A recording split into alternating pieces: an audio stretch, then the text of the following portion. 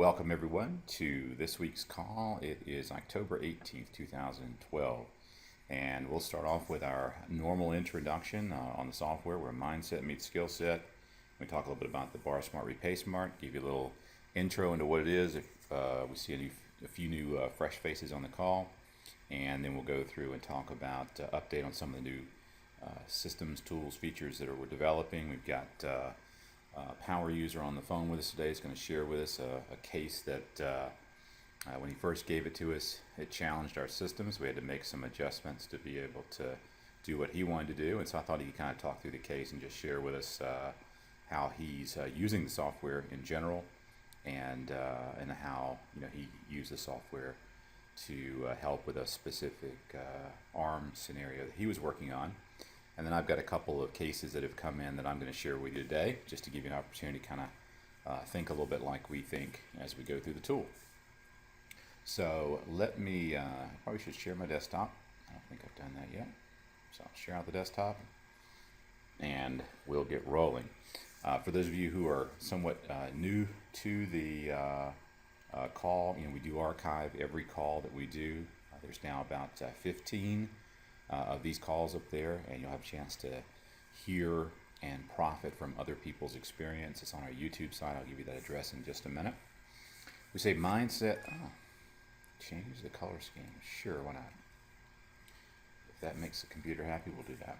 So mindset means skill set. What does that mean? That means that this is about both developing a tool and developing a person. That the person who uses a tool, as Bucky Fuller used to say, should be trained by the tool itself. They should be better because they have the tool. The tool shouldn't be expected to do all the work, but the tool should make the user better.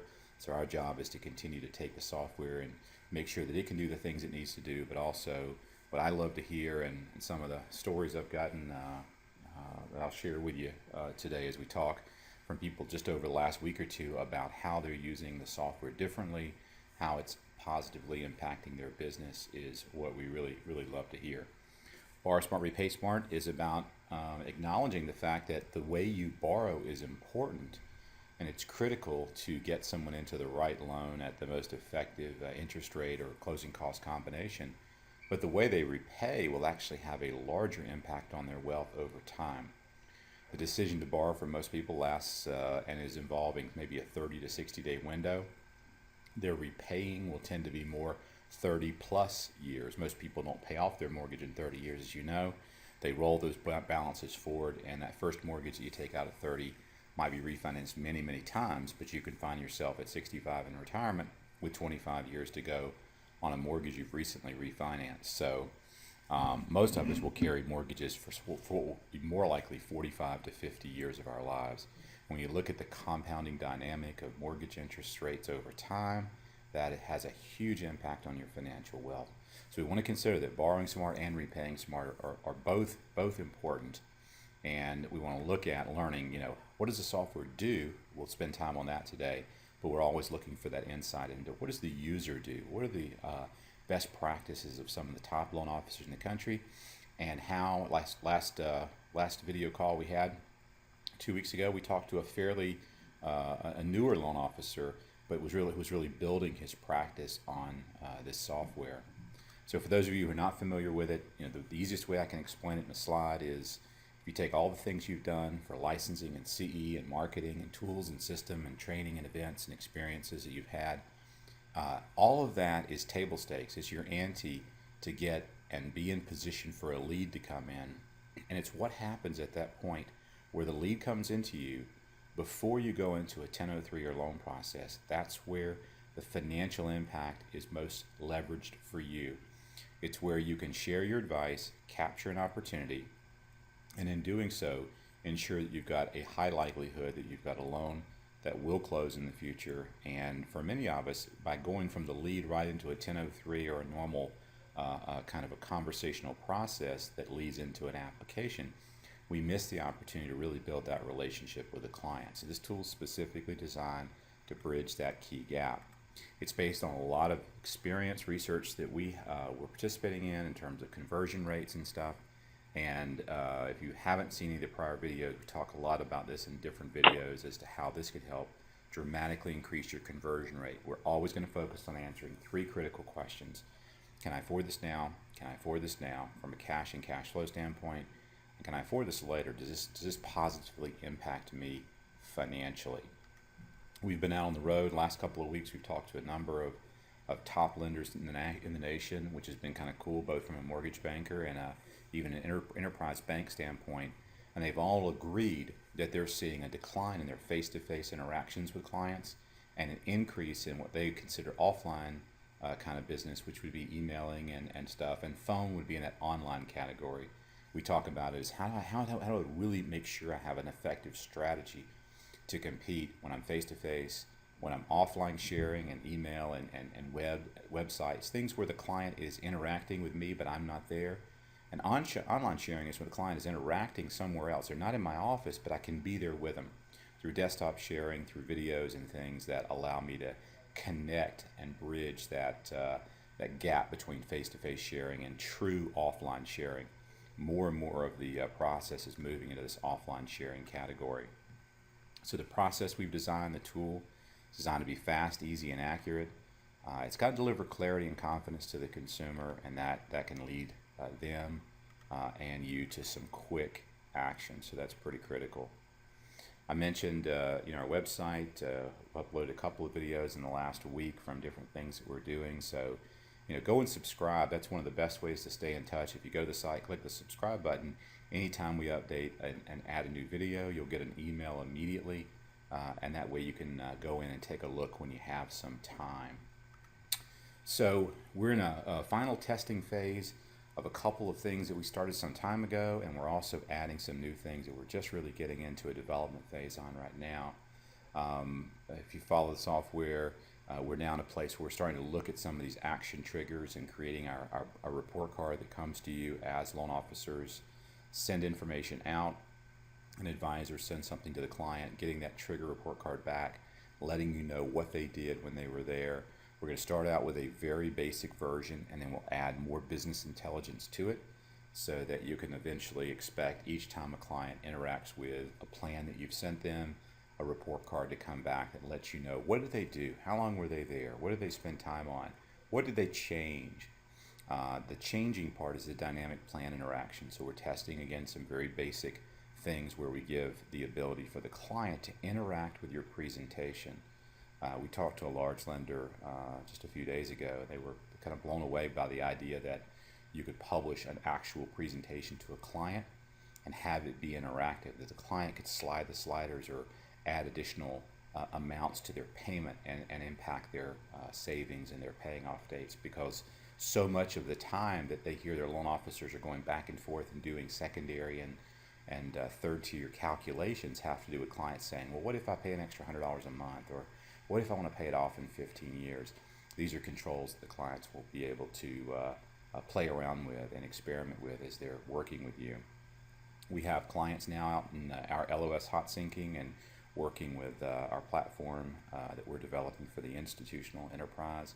And we've just started our consumer bar smart widget.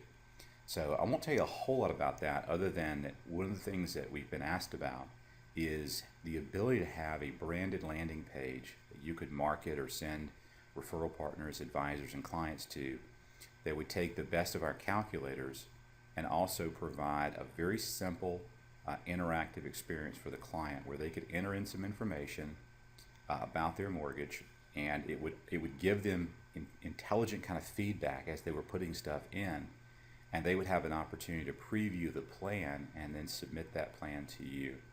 So think of it as a destination site for consumers that they can come and explore and play with their payments and calculations directly, almost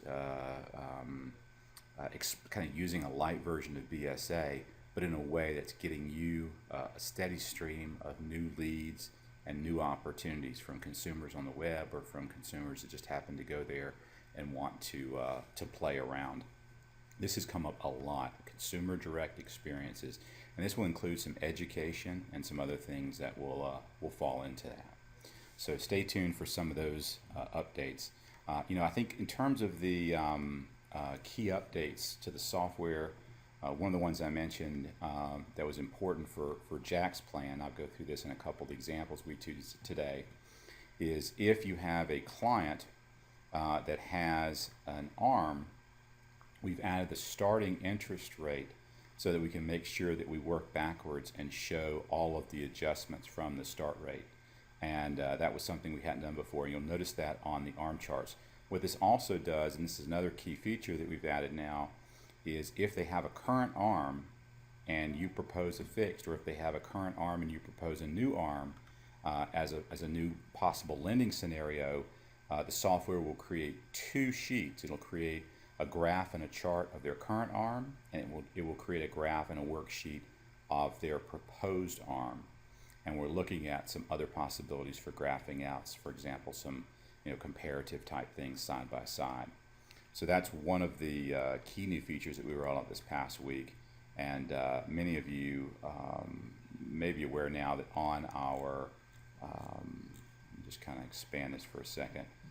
One of the things we've also done, because this was coming up a lot, was people are going in and maybe want to create an ARM product. So let's say you've done a 30-year fixed and you want to go ahead and stick in a 7-year ARM.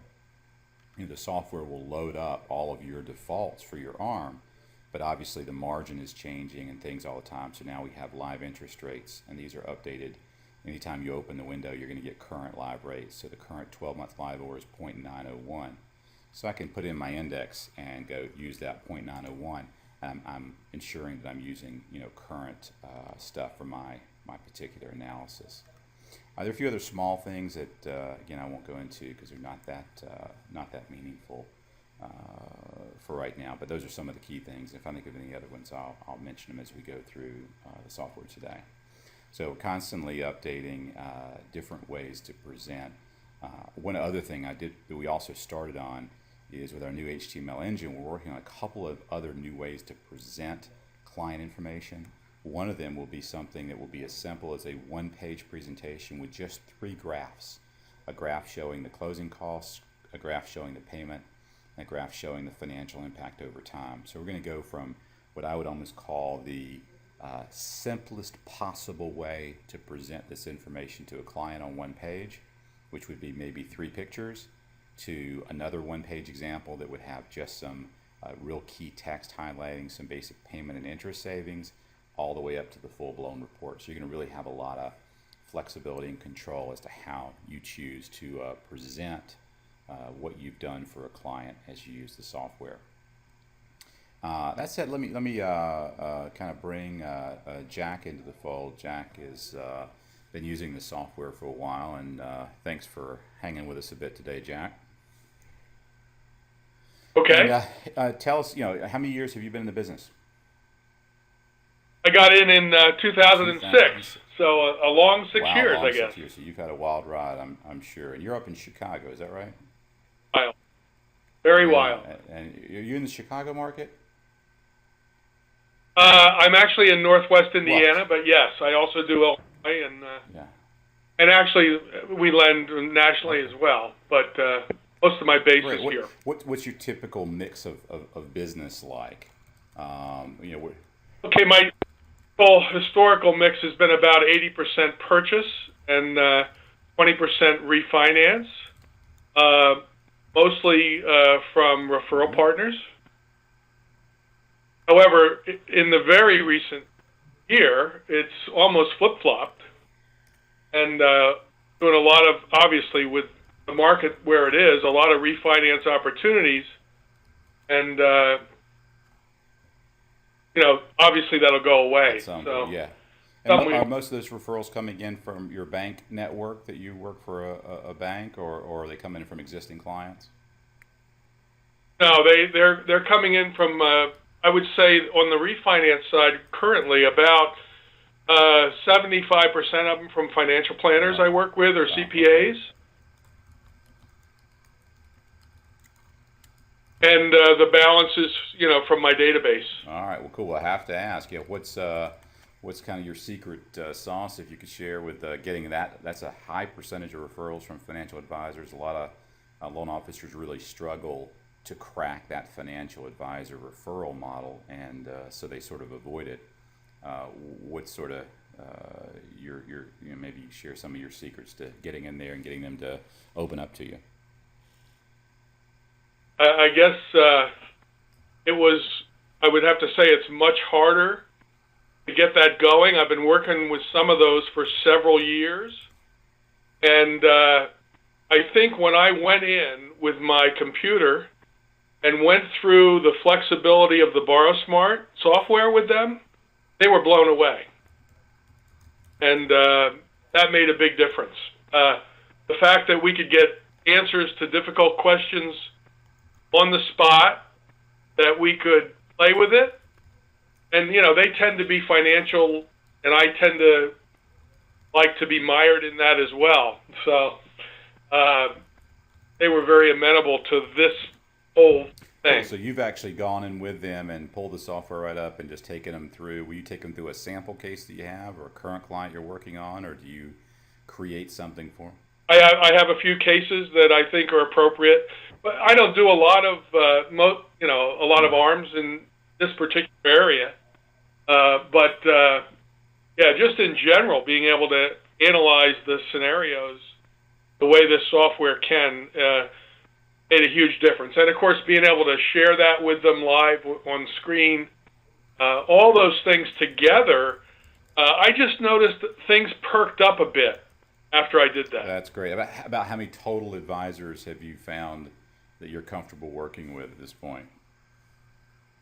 I'm right now. I'm working with about I would say there's 9 or 10, and probably 5 or 6 that consistently send me business. Yeah, we used to call them inactive, active, and hyperactive. When you add an advisor or insurance agent or CPA, you'd find that about 20% would be inactive. They do nothing with you.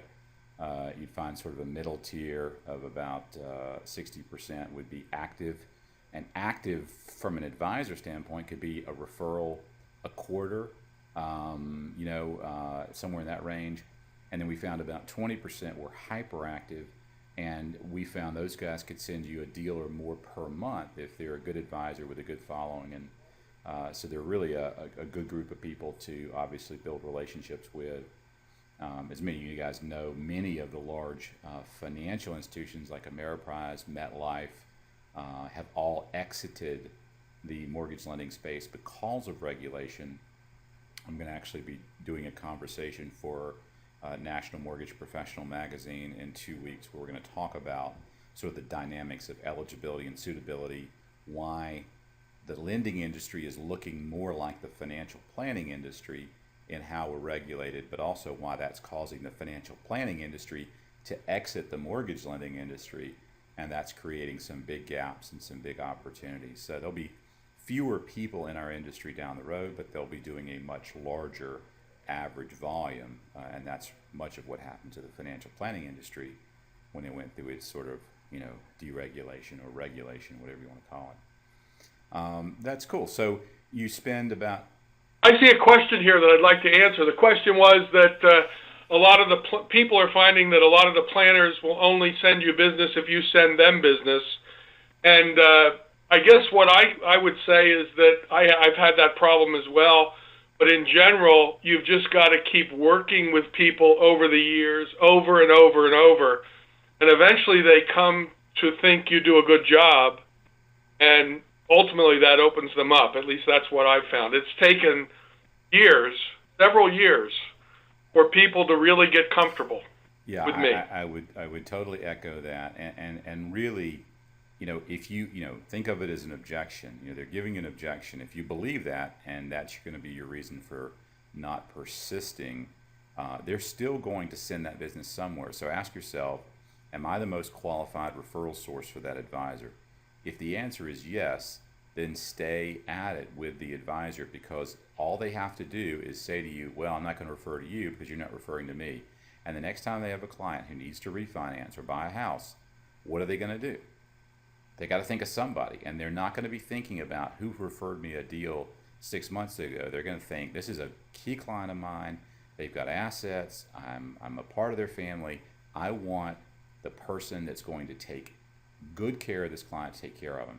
If you're a crappy loan officer and you refer an advisor a client. They tend to be crappy clients. And this is what I've had advisors tell me. They're like, the best loan officers have the best clients.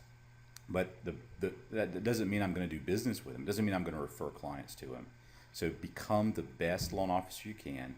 Do some of the things that Jack and others have told you on these calls to do, because we do have a lot of people on these calls that tend to generate a lot of business. This may be one of the highest percentages I've seen of direct financial advisor business, but most of the people that are doing great volume are doing 25% or more of their production is coming directly from that financial advisor CPA space. They've got to send their clients somewhere. Just be the absolute best solution. If you refer them a business, great. But I've had advisors tell me, in the past, we used to do workshop seminars. Hey, this is great. They were hearing about me at a workshop with 20 other advisors because we were doing a workshop on mortgage lending and saving their client money. So, they knew I wasn't going to be able to refer my leads to all of them, but they would still ask. And I'd say, look, if I feel like there's a fit between a client that I'm working with and you, I will be happy to refer you that business. But I can't commit to refer you business because I work with a number of financial advisors. That's a specialty for me, and I tend to work with quite a few. I'll understand it if you want to work with quite a few loan officers as well, but I don't think you're going to find a loan officer that understands your business like I do, or that has the capabilities that I have to service your clients. If you want the best possible solution for your clients, we're probably going to end up working together in the future. So, that's the confidence. It's the mindset you have to have. Stay the course. But also, you can't go out there and say, I want to work with financial advisors and call on one or call on two. Make it a systematic part of your business. Go out with an idea that I'm going to meet 1, 2, 3 financial advisors each week. And I'm going to do that for the next 12 months. You do that, you will develop a large stable of referral partners. Don't worry about the 3 that you meet with that don't send you business. The 4th one you meet who's looking for someone like you will make it up for you in spades. Just commit to stay the course over time and it'll pay off for you, which is exactly what Jack's saying. It's taken him a couple of years, but a couple of years of work for an annuity that can generate multiple referrals for you each month is a pretty good return on your investment. Any other, before we jump into your case, Jack, any other advice you'd give as it relates to working with clients or anything specific as to how you're using BSA right now as a differentiator? You said you did some screen sharing. Will you actually share screen with an advisor and show them a sample or work with their client? Absolutely, and I actually do it 2 ways primarily. I would say about 3/4 of the time I'm using BorrowSmart when I have a face-to-face consultation, if it's appropriate. Some people need more detail or less detail, depending on the complexity of the case. And then there's a smaller percentage that I'm doing it with online, where we screen share, where I put a website up for them. People seem to really like that rather than having a piece of paper sent to them. And but I guess the biggest thing that I think has an impact is the whole fact that this is interactive, that you can actually work a case with a client or with an advisor in real time.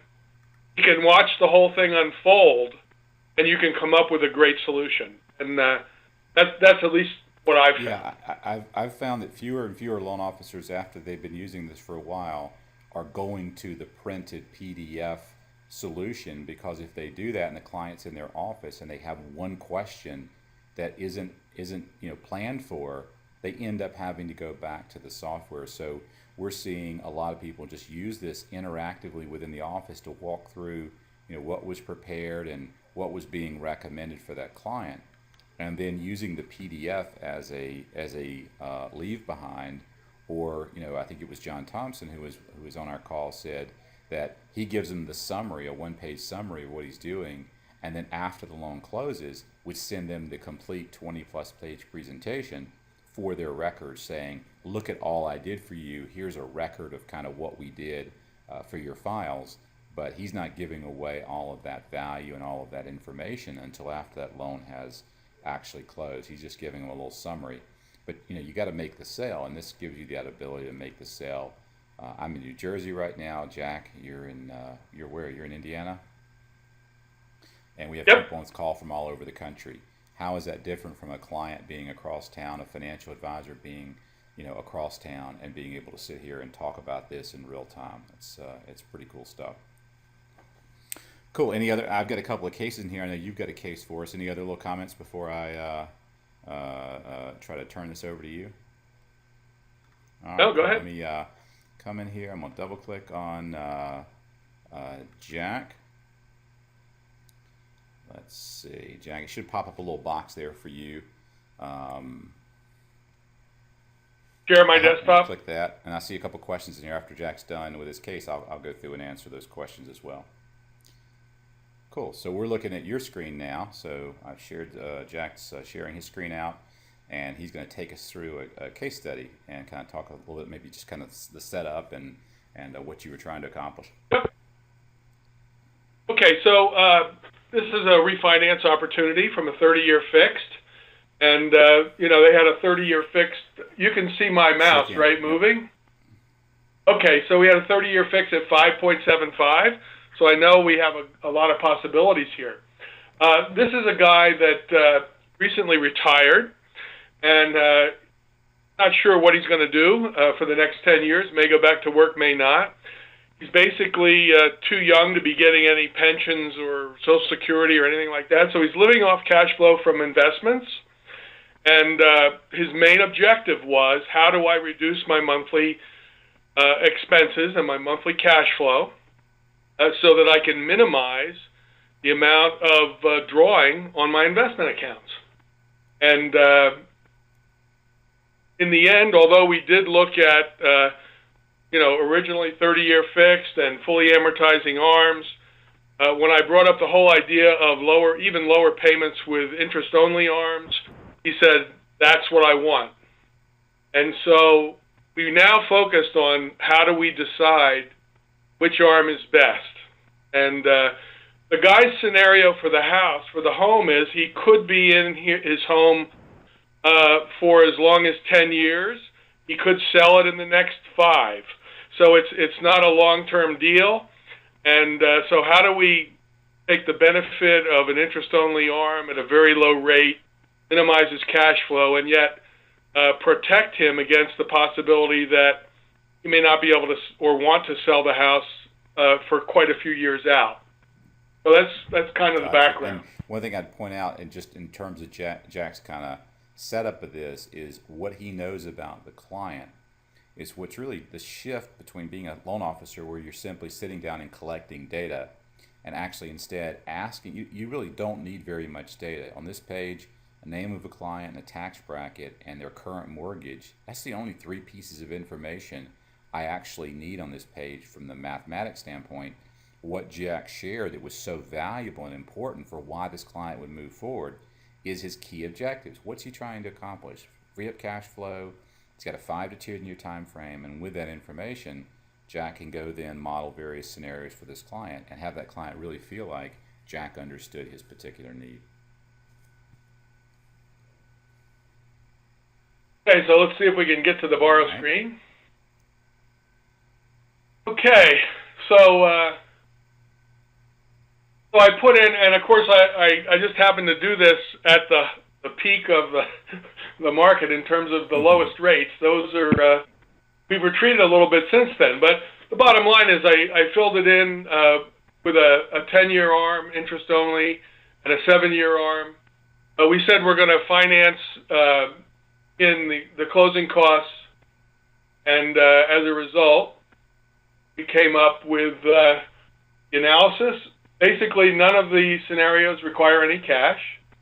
And so, as a result, if you look at, year 1 or year 0 in wealth, you're $3,400 behind. So, you've got to make that up in the end. So, anyway, no cash required at closing. Payment-wise, we're having a huge impact. And this is after tax because that's important. In this case, 766 or 716 better. And really that'll translate, the way we set this up wealth-wise, to go down to the third one, was we said, because what we're doing if he has a higher payment, what he will do is draw more money out of his investment accounts. And so we talked to his financial planner, and we said, okay, what is the earnings that we're giving up, and what earnings should we use after tax to assess what the impact of that draw is? So this is all set up as saving. We're pretending that we're saving the money and at a 5% after-tax return, and that'll simulate the earnings that he's giving up if he has to draw that money out to live. And so I've got this shown for 12 let me years. Just kind of say that a different way. I want to make sure everybody understands what you're saying. If he frees up $716 a month on his monthly mortgage payment, if he was going to draw the same amount out of his retirement fund each month that he was drawing, that $716 just becomes extra dollars that he can put right back into the savings account and let it grow at 5%. That would be the same as saying he's going to take $716 a month less out of his investment account. So if he was taking $3,000 a month out of his investment accounts to live off of, he could take $2,984 instead of $3,000 or whatever, because $2,200, sorry, because he doesn't need that full $3,000 anymore. He's got an extra $716 left over each month in his checking account because his mortgage payment is going to be so much lower. So it's the same net amount. You're either taking less out of your investments, or you're taking the same out of your investments and leaving the $716 in the account. And the advisor's saying that's savings to him. Let's let that grow at 5%, which might be the same rate that he was earning on his investments, and we can see if this is really going to save him some money. So hopefully That's exactly right. Well said. So what I did is I went out 12 years, and I'll show you. I have a graph of this because what I did with the client was I actually went through. I'm not going to do it here today, but I went through. I put it at 0, and we worked our way all the way up to the first year that it adjusts, because what we did is we've got both arms set up so that they go to the worst possible case as soon as they possibly can. And for these particular products, that means the interest rates jump 5% the first adjustment. And that's the way we modeled it. So when I actually had the client here, I walked through the numbers so he could actually see how things are growing and how they're not growing. The problem I had, though, was he wanted to send a copy of this report to his financial advisor so that he would make a recommendation on which one to do. I had my recommendation, and unfortunately, when we do the report with Borrow Smart, it's only a snapshot in time, in this case, 12 years. So I did something a little different. What I did is I actually gave him a spreadsheet, but for this call, I made a graph. And this actually was tremendously helpful in trying to get everyone on the same page, because the red line, so this is the amount of wealth that we create or save over time, and the red line is the 7-year arm. And what happens is, and the blue is the 10, and the 7-year arm, because the interest rate's a little lower, gives you some more benefits early in the game. And so it's building up an advantage versus the 10 until it adjusts. And at that point, you're gaining about $5,000. So if he was comfortable that he was absolutely sure he would sell his house in the first 7 years, then you take the 7-year arm and maybe go with it. But the interesting thing is that if you, in fact, took 10 years, now there's about a $20,000 difference. So there's a big, big penalty of guessing wrong compared to what you can gain by taking the 7. And that just really, seeing these numbers this way and seeing this graph really got everybody just on board that what we wanted to do was to take the 10-year arm, because it gave us good savings, but it also gave us the flexibility so that if we wanted to stay a couple of years longer than 7, we could, and we'd still continue to get benefit. And what Jack's saying, when you think about the BarSmart software, we're plotting that year 12, and we're showing that gap. If he moved the sliders along 1, 2, 3, 4, 5 years, the software is calculating those as a snapshot in time.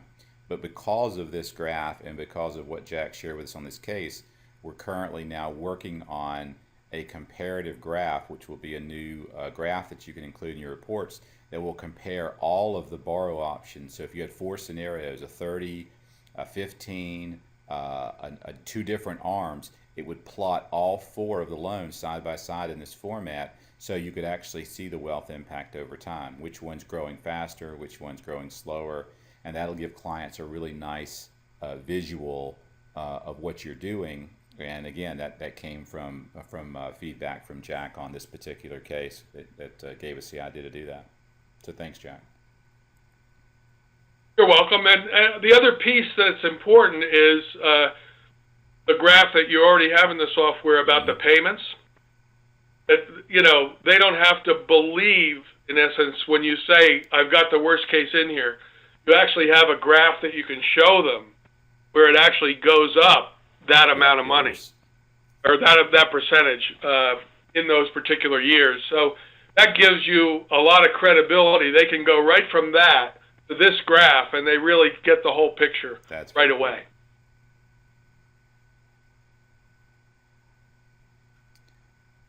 I think that's about all I had. Why don't you go back over to the BarSmart for a second, and then and maybe if you can show them the presentation that you built with the ARM thing, if you have it, and we'll take a quick look at that, and I'll show them the adjustments. We're going to do a case with that in a minute, but when you're doing your presentation, what do you typically sort of, what's your favorite presentation style as you're generating the actual final for the client? Okay, I've actually changed recently. I do a cover, a 2-page simple summary, ARM details, and for this kind of a case, you really need the amortization tables as well. I used to use the 5-page expanded. I find I don't need that anymore. When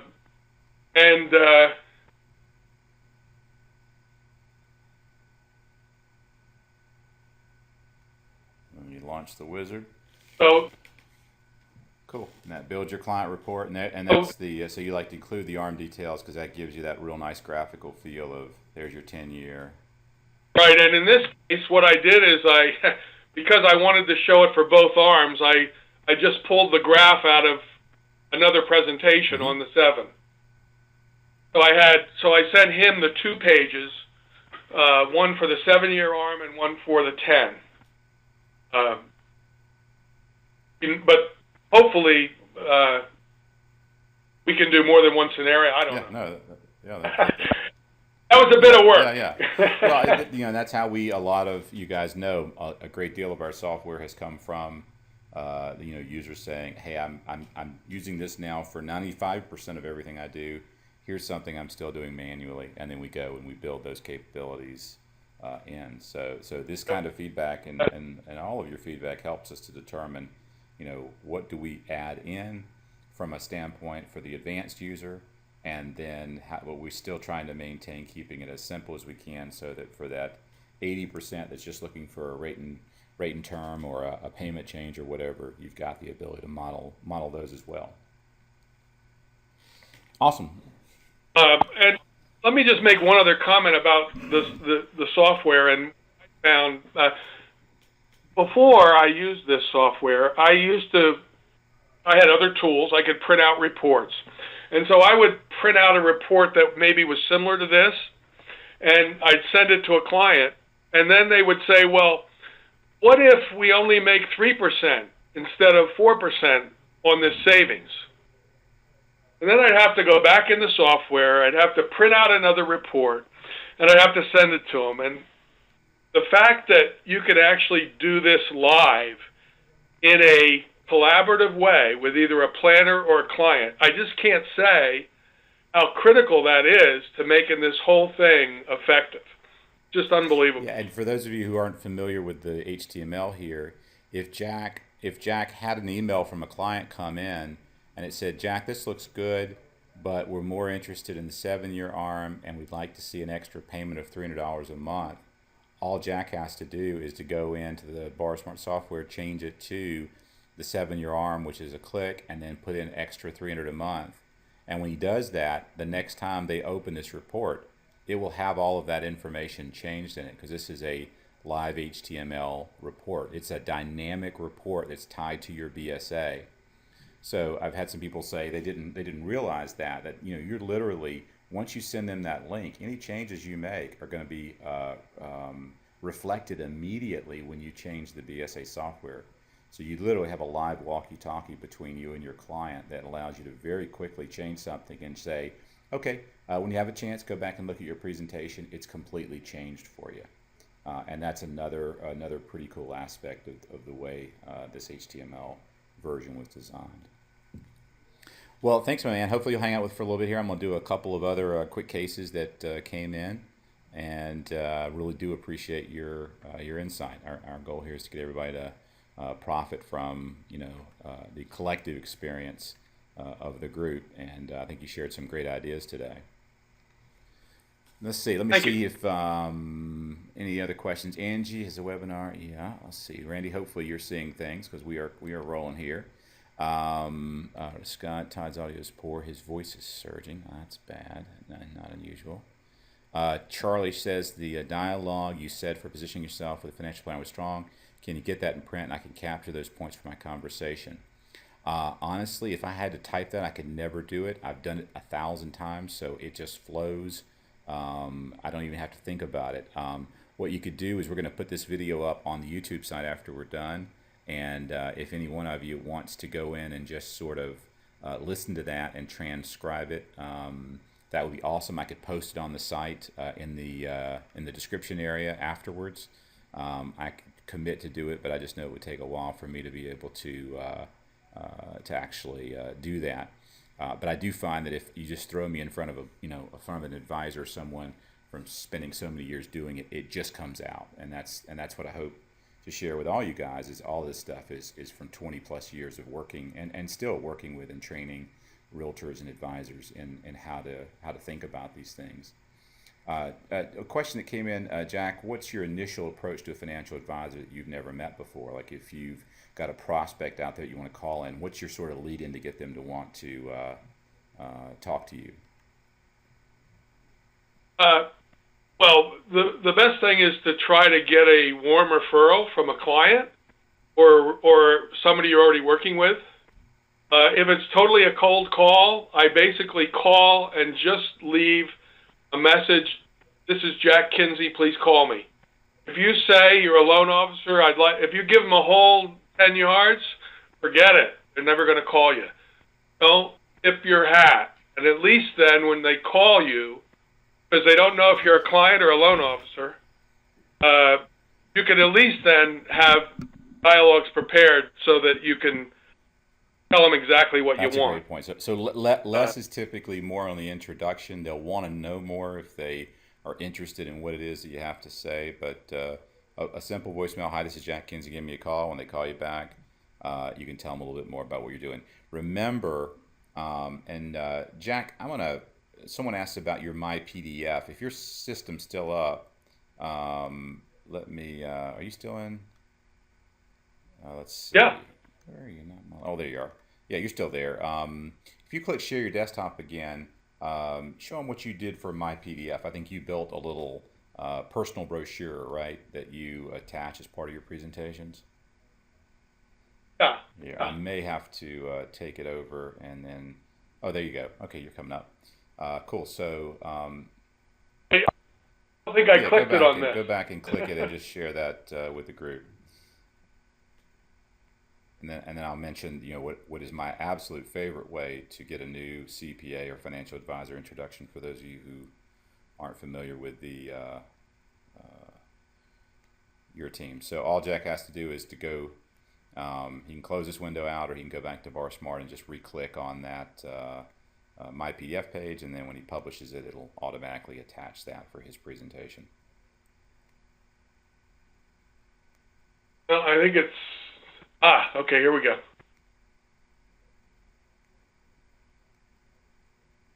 Okay. So you ran it as a PDF. Yeah. Cool. All right. Yep. And so I attach this whenever I need to give people information, and basically tells me a little bit about me, a little bit about my company, kind of what I think I'm expert in. There is such a thing, and so you can create this in Word. You can create it in any program you have. I actually created it in Publisher, and then just printed it off with a PDF creator. There's a million. Just search free PDF creators on the web. There's about 50 of them, and there's some websites. You just upload your Word document, your Publisher document, any document you have.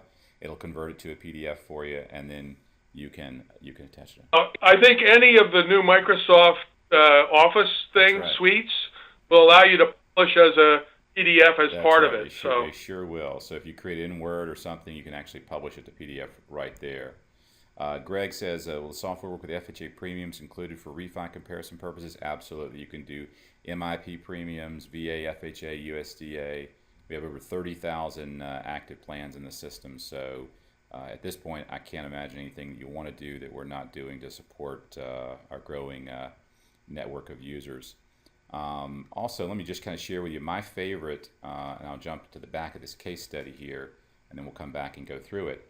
But there's a button here called Your Management Team, and I'll just preview it for you. If you guys will use this, it will dramatically impact your business. And we've done maybe 2 or 3 different mentions on the videos, but this was a tool that I taught every one of our loan officers to use.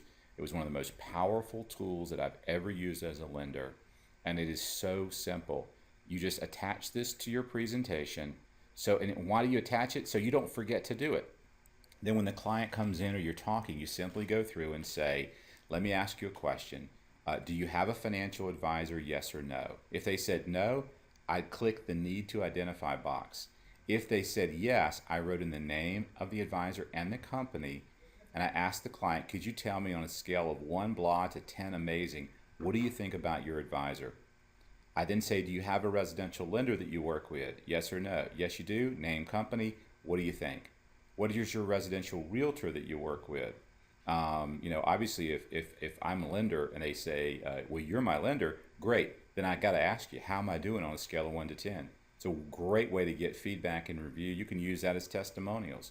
My average client rating is 9.5 based on, asking my clients how I'm doing, whatever you want to do.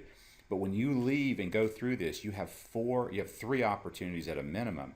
If there's a need to identify, you have an opportunity to refer a client. And there's no better way to prospect to a new financial advisor, CPA, than with someone who's looking for a new relationship. I'd simply call the advisor and say, hey, we haven't met. Or I'd call someone that says, hey, this is Jack. I've got a client here that needs some help. I'd like to introduce you. Is that okay? If they had someone that said, yeah, I have a financial advisor, his name's Jack Kinsey, he's a 10. Guess what I did? My introductory call to Jack was, Jack, I just met with a client. We have a client in common. And I wanted you to know that this client ranked you a 10 on a scale of 1 to 10. I'd like to share with you who that client was, and more importantly, I'd like to ask if you're interested in working with other clients that I might have that are looking for a 10 advisor. And of course, I got calls back immediately. And the person, who is it? Who told me who told you I was a 10? It was Martha and Richard Sanderson. They just love you, and I love them. See, the second I do that, I have a common client. We have a relationship. We're in the same family. Now, guess what? They ranked me a 10 as well, and I was pretty excited about that. But I'm always looking for other 10s in my network. Could we get together and talk a little bit about how we could possibly work together? That, to me, was the most effective way to network. And every time I sat down with a client for a loan application, I had 2 to 3 possible opportunities.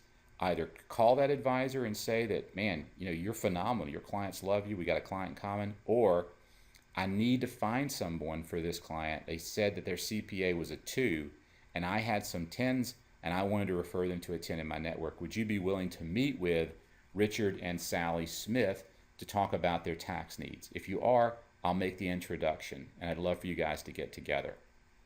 And that is how I built a nice network of advisors and CPAs and people that I referred to. So if you just aren't comfortable doing this, just be brave, click this box, attach it to your presentation to your client. So Jack could add the My PDF, and you could attach the management team here, and you've now got an interesting conversation that you can have with each client. So let me go through my cases real quick, because I know we're coming up on our hour. I've got two here for you. The first one that came in was someone looking to refinance and consolidate a HELOC that they have. So let me give you the setup. So they want to refinance. Don't worry about the client name, that kind of stuff. Here's the important thing is they had a mortgage of $316,500 at 5 1/4, and they had a second mortgage at 4 1/4 for $47,000. They're worried about rising interest rates coming up in the future, so they want to consolidate the first and second into a new mortgage. If possible, they'd like to have a new HELOC just in case for emergencies. So, they want to pay off that current HELOC with a new one, and then maybe they could go to a bank and get a new HELOC just so they have it in place. Now, what was also important is they'd like to pay off or try to pay off in the next 15 years, but they didn't want a 15-year fixed mortgage. They weren't comfortable with a 15-year mortgage commitment, but they wanted to try to pay off in 15 years, so they wanted to know what it would take to make that happen. So again, notice the fields we have. We have 2 liability fields and the important objectives. This to me is the most important part. I have some income and some tax bracket information, and that's really all I need. When I go to the borrow page, what we set up for this particular, and this was actually an advisor referral that came in that just wanted to have me take a quick look at the plan for him. This is the current situation, and he asked, what's the best way to set this up? How should I share this with the client? I said I would do 2 things. I would do a 30-year consolidation, which is just what, a 30-year fixed for $370. Why $370? They owe $363.5, so $370 was going to give them plenty of room to be able to consolidate those 2 mortgages and cover their closing costs, so they had no out-of-pocket. And I put equity line of credit IO in here. There wouldn't be a balance, but their goal would be to see if they could, given their low LTV, could they get possibly a $100,000 or $200,000 line of credit set up. That's the first one. So I did that as the first one, and I simply clicked duplicate or copy, and that copied this whole case down to here. Now notice everything is exactly the same. I'm not changing anything between the 30-year consolidation and this one, but I'm calling this 30-year paid in 15. Because what I want to point out is when we look at the 3 questions, what you want to do is keep things the same to make it easy. And I'll go ahead and finish this up. We'll post this recording to the web because I did continue to record here, and I'll post the full recording up to the website. Let everybody catch up on that. So where we left off was the goal here was to show a 30-year consolidation fixed and a 30-year paid in 15. The closing costs wouldn't change, and I want to show those as not being changed. The monthly payment would be the same, right? I'm going to save $273 or $273 either way if I consolidate this 30-year mortgage. And if we look at the wealth impact over time, what I want to basically do is show how fast is this thing going to be paid off. They have 373 months to go now. And you might say, how is that possible? How do we have 373 months? That's because their second mortgage was an interest only up here. They were only paying interest, so it's going to take longer to pay that off. The new 30-year with the same monthly payment would be paid off in 222 months, and for them to pay off in 100. The new payment could be paid off in 155 months. How is that possible? Well, all we have to do is come in here and say, how quickly do you want to pay this off? I'd like to pay it off in 180 months. And it says, okay, you'll need to pay $377 to make that happen. And I click save. And then I'll come in here, and 377 would show this paying off in 181 months. So I can solve for the amount that I need to pay extra to pay this off in 181.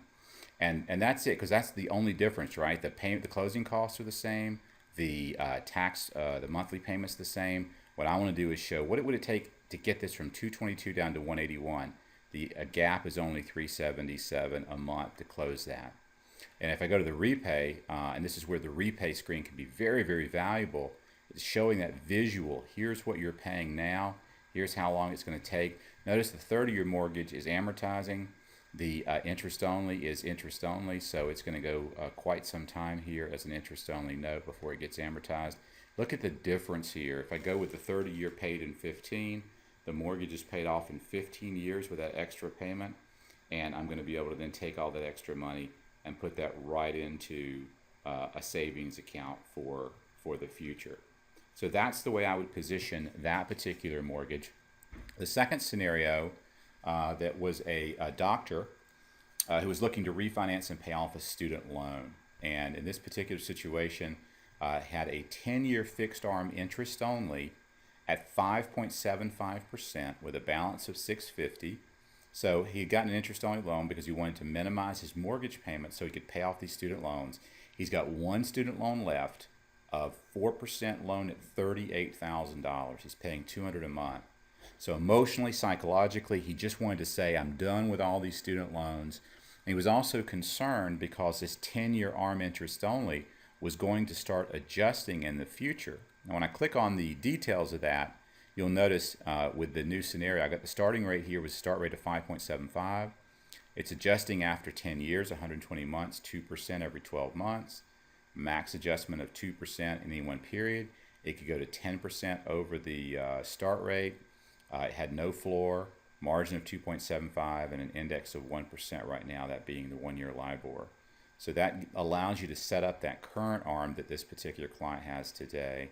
And again, very easily come over here to the borrow screen and show that client, all right, here's what you owe. You owe $688. I'm going to recommend that we borrow $695 on a new 30-year fixed at 4.25. So in this case, going to a jumbo at the higher interest rate makes sense. You're consolidating that first at 4 into 4.25, but you're also getting your 5.75 down and getting that locked in. So you're going to expect a payment difference because you're going from interest only up here to amortizing down below. So from a closing cost standpoint, you'll notice this particular person wanted to give that client some real padding here. So they wanted to have them showing some cash coming out at closing, in this case about $4,000, $5,000. On the payment difference, spending $33.15 now, new payment $34.19. So we've got a $104 increase in payment. And what's that coming from? Well, one place you can show that is the principal payment over here was only $74 because that's the principal on the student loan. There was no principal on the mortgage. With the new 30, notice the principal's jumped to $958. So that's a huge difference there. So while the payment's going up $104, look at the difference in principal, 74 to 958. That's huge. So for this particular client, what was really astonishing was the financial impact over time. And if I go back to, say, a short time period like 5 years, there's an impact here, okay, in terms of the difference here in the interest rate, going from 5.75 to 4.25 on a new 30 jumbo, certainly would have a positive interest impact. But what was astonishing was going out about 14 or 15 years and looking at that time frame, you were talking about a $750,000 difference because of this interest rate gap that's here, and it's only going to get larger. Because once that 10-year starts adjusting, assuming we use a worst-case scenario, which is what the CFPB and the federal guidelines say you need to model all ARMs as worst-case scenarios for the client to be fair, then that gap is going to get larger and larger over time. When you look at this, it's really interesting because the first time I looked at this, I thought, is this right? Because both loans are going to pay off in 30 years.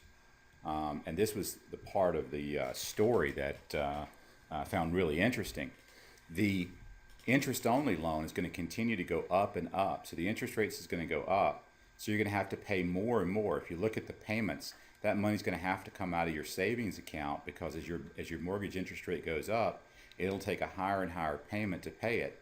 You still have to be debt-free in 30 years, and the software's sharing that. So all things being equal, what you really have is a tale of two arcs, as I like to say. Okay, you've got this arc is very, very resistant to turning down towards the 30 because that 10-year arm is adjusting. You can see the first adjustment right here, and you can see how it's adjusting over time. Whereas down here, I only have one new 30-year, and notice that that difference there is a much more direct arc. So over 30 years, all things being equal, let's say that that doctor was unable to refinance for some reason. He was trapped in his mortgage and it went to a worst case scenario. What's at risk here? Over $1 million was at risk. Is he going to lose $1 million? Very unlikely, right? But if this went to a worst case scenario, each year it adjusted 2% to its cap over time. This is what could happen as a worst case scenario. Whereas with this, for the same monthly payment, this is his worst case scenario. And that's what, in this kind of a situation, you're sharing risk management to say, overall, this is a much safer strategy for you. And there's different ways you could approach this, but you got to admit, that curve right there looks very different than this curve, and that is a huge financial difference in a worst case scenario for you over time. So that, again, is the capability you have for that kind of a scenario. And if you follow Jack's sort of advice here, on his case, you could do a cover page, introduction, 2-page plan, and maybe show the ARM details. And I would tend to want to show the repay charts just because I think that graph is really powerful. Sorry, we're still having a few internet problems here, so let's see if this thing will refresh for us, and then we'll wrap it up. Testing, waiting. Okay, there we go. All right, so I'm going to take away the AM tables, take away the loan program, and just say I'd like to show the cover, introduction, 2-page summary, ARM details, and the charts. That's how I would tend to present something like this. I click the Present tab, and now I've got this nice presentation for this doctor here, right? Here's the summary objections. Here's the two scenarios side by side showing what I'm recommending and the savings over 15 years. Here's that ARM detail. This is showing that here's what you got. You got that for about 6.5 more years, and then that ARM is going to start adjusting, and it could get as high as 8,500 in a worst case scenario. This is what's going to happen in that worst case scenario. Here's what could happen in a worst case scenario with the new 30. And again, what's the difference in payment? People are very cash flow oriented. Look at the payment difference here. We're only talking about $104 a month right now. This will become green soon. When I say green, once that interest rate starts adjusting up, this number will go from a negative number to a positive number, and that's why you see a lot of savings for that client over time. So hopefully you picked up a few ideas today. Apologize for the technical problems with the power. My marketing idea for this week was send out an email to your clients that have ARMs and ask if you could do a risk analysis for them to compare the way they're approaching their ARM payoff today to some other alternative. Just offer to them that opportunity to look at the ARM that they may have today. If you haven't tried the software, give us a try, barsmartanalysis.com. Scott Remont can set you up on a free trial for 21 days to play with the tool and the technology. Got a lot of great things coming out for you here in the not so distant future, but you'll find this the fastest, easiest tool for the simple plan for your client, and there's very little that you can't do, and if you can't do it, let us know, because we're going to be both the simplest and the most comprehensive tool in the market, and that is a big challenge, but it's one that we're up for. So thanks for your time and energy, and have a fantastic day.